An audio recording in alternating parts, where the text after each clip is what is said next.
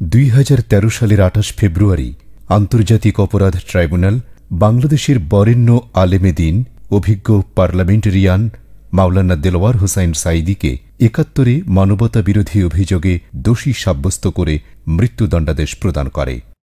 যে ব্যক্তিটির করা মামলার ভিত্তিতে ট্রাইব্যুনাল এ রায় দেন, আসুন জেনে নিই হঠাৎ মুক্তিযোদ্ধা কমান্ডার বনে যাওয়া কে এই মাহবুবুল আলম। মাহবুবুল আলম হাওলাদার, পিতা মৃত জামাল উদ্দিন হাওলাদার, পিরোজপুর জেলার জিয়ানগর উপজেলাধীন চর ট্যাংরাখালী গ্রামের বাসিন্দা, স্থানীয় আওয়ামী লীগ নেতা ও বর্তমানে মুক্তিযোদ্ধা কমান্ডার হিসেবে পরিচিত। নিজের প্রথম স্ত্রী কর্তৃক দায়ের করা যৌতুকের মামলায় দণ্ডপ্রাপ্ত অপরাধী মাহবুবকে নিয়ে তার পরিবারের সদস্য ও পাড়া প্রতিবেশীদের রয়েছে নানা অভিযোগ। মাহবুবের আব্বা আমাদের একই ভাই। মাহবুব কোনো রকম খায় লয়, ওই খায়। এখন তো বেশ ভালো চলে, এখন কমান্ডারিতে পয়সা পায়, হাজার হাজার টাকা পায়, 1-2 হাজার টাকা না। এরা তো আবার ওই আওয়ামী লীগের দল টল করে, কার পরামর্শে কি করছে বাইরে তোমাকে এই একমত না। মাহবুব হে তো রাজ্য গুতে খায়, এখন সাইড হিসেবে গুতে দিয়ে গেছে। এখন হ্যাঁ তার মুখ লাগতে সাইড হিসেবে যদি সেই গুতে দিয়ে খাই, তাহলে মুখ কি মোড়া। মাহবুব কি আসলেই মুক্তিযোদ্ধা? তার মুক্তিযুদ্ধে অংশগ্রহণ নিয়ে রয়েছে নানা সন্দেহ। আমার এলাকার ছেলে কে কে মুক্তিযোদ্ধা, কারা কারা আমরা গেছি ইন্ডিয়ায়, কারা কারা ভারত এসে গেছি, আপনার সুন্দরবনে কে কে ট্রেনিং নিয়েছে, কোথায় কি কি করছে, কোথায় কি ফাইট করছে, আমাদের নলেজ আছে না সব কিছু। কে রাজাকার, কে মুক্তিযোদ্ধা, এইটাও না জানি আমি কিছু মুক্তিযোদ্ধা। মাহবুবের এসএসসি রেজিস্ট্রেশন কার্ড অনুযায়ী তার জন্ম 1959 সালে এবং তার বড় বোনের জন্ম 1957 সালে, অর্থাৎ মুক্তিযুদ্ধের সময়ে সে ছিল নিতান্তই একজন 10-11 বছরের বালক।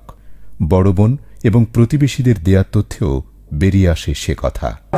বালুর মধ্যে ছেলে, হ্যাঁ কোনো মুক্তি বাহিনীও ছেলে না, আর কিছু না। এখন হে মুক্তি বাহিনী হয়েছে, কমান্ডার হয়েছে, হ্যাঁ বানাই দিয়েছে।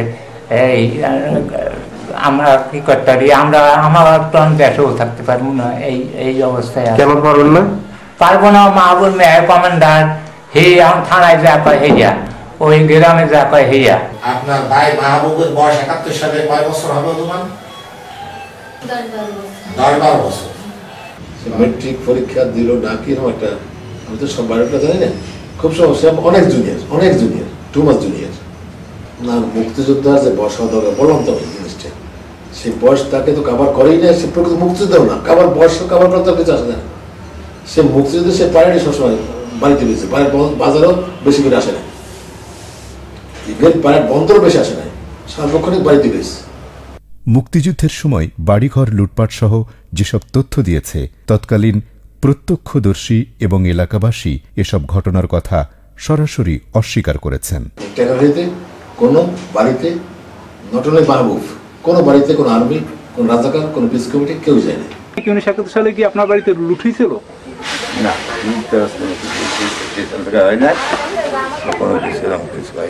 আমরা শুনলাম যে সাইদি সাহেব নাকি 1971 সালে আপনাদের বাড়ি দিয়া অনেক লুটতরাজ করছে, স্বর্ণ নেছে, টাকা পয়সা নেছে। না না, এইসব বাজে কথা।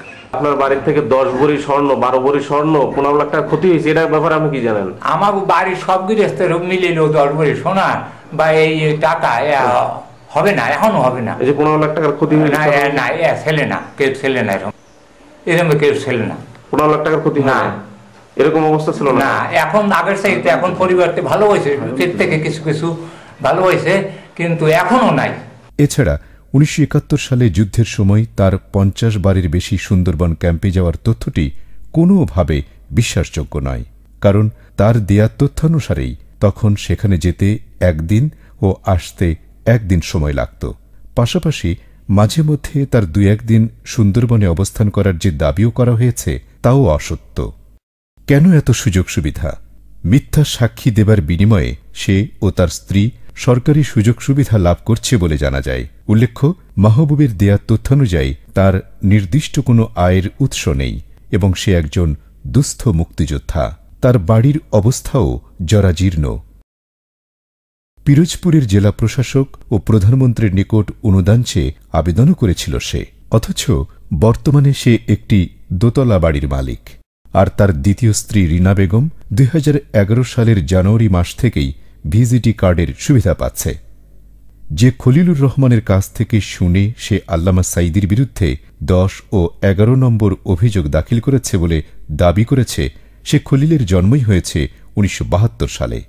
অতি সম্প্রতি বাংলাদেশ সরকারের পক্ষ থেকে মাহবুবুল আলম হাওলাদার সহ আরও কয়েকজন সাক্ষীকে মিথ্যা সাক্ষ্য দেওয়ার পুরস্কার হিসেবে দেয়া হয়েছে 10 লক্ষ টাকা। মামলা কি মাহবুবের নিজের করা? আল্লামা সাঈদীর বিরুদ্ধে করা মামলা সে নিজে করেছে কিনা এ বিষয়ে যথেষ্ট সন্দেহ রয়েছে, কারণ নিজের নামে দায়ের করা মামলার কোনো সাক্ষীকেই চিনতে পারেন না এই মাহবুব হাওলাদার। এক মুখে অনেক কথা। দায়েরকৃত অভিযোগের বিষয়ে মাহবুব এক এক সময় এক এক ধরনের বক্তব্য দেন।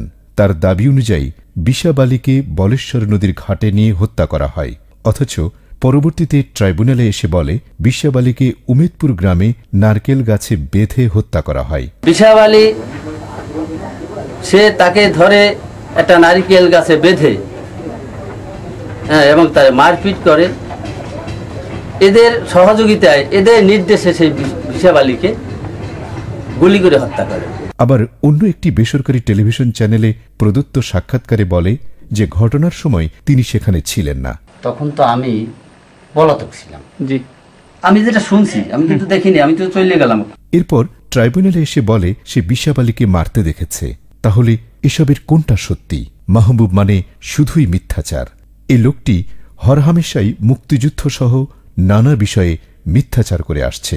যেমন মদন সাহা নামের এক ব্যক্তির দোকান স্বাধীনতার পর তাকেই ফেরত দিয়েছিল বলে সে দাবি করলেও তদন্তকারী কর্মকর্তা জেরায় স্বীকার করে মদন সাহা যুদ্ধের সময় ভারতে চলে যায় ও স্বাধীনতার পর আর ফিরে আসে নাই। মাহবুব তার জেরায় দাবি করে সে 7ই মে 1971 সালের আগে থেকেই সুন্দরবন ক্যাম্পে তথ্য প্রদানের কাজে নিয়োজিত ছিল, অথচ সুন্দরবন ক্যাম্পের কমান্ডার মুক্তিযোদ্ধা জিয়াউদ্দিন আহমেদের লিখিত মুক্তিযুদ্ধে সুন্দরবনের সেই উত্তাল দিনগুলি বইতে স্পষ্টভাবে উল্লেখ রয়েছে সুন্দরবন ক্যাম্পটি 1971-এর জুন মাসে প্রতিষ্ঠিত হয়েছিল। এমনকি মুক্তিযুদ্ধের সময় আল্লামা সাঈদীকে জড়িয়ে যেসব তথ্য দিয়েছে তা তার আপন ভাই ও এলাকাবাসী তা সরাসরি অস্বীকার করেছেন। তারা বলবে কথাগুলো, তারা ওখানে যাইতে পারতেছে না। একজন পথে আসতে তারে ঘাট ধাক্কা দিয়ে যাইতেছেন, ওখানে ভেটতে পারবে না, কিছু না। তাহলে এই তদন্ত এইটা মানেটা কি? হ্যাঁ, যদি অরিজিনাল সে দোষী হয়, সে দোষী সাব্যস্ত আমাদের কোনো আপত্তি নেই। বাজারে অনেক আছে, বাজারে হিন্দু সম্প্রদায় আছে, বাজারে গণ্যমান্য লোক আছে, মুরব্বী আছে, জানেন অরিজিনাল ঘটনাটা কি, বাজারে একদম জানতে হবে। তাহলে কি বহুরূপী মাহবুবের মিথ্যাচারের কাছে চাপা পড়ে যাবে প্রকৃত সত্য? নাকি মাহবুবকে ব্যবহার করে ঘৃণ্য স্বার্থ চরিতার্থ করতে চাচ্ছে কোনো মহল? আল্লামা সাঈদীকে দাঁড় করাতে চাচ্ছে ফাঁসির কাষ্ঠে? এই জিজ্ঞাসা আজ শুধু পিরোজপুরের সাধারণ মানুষের নয়, দেশের সকল সচেতন নাগরিকের।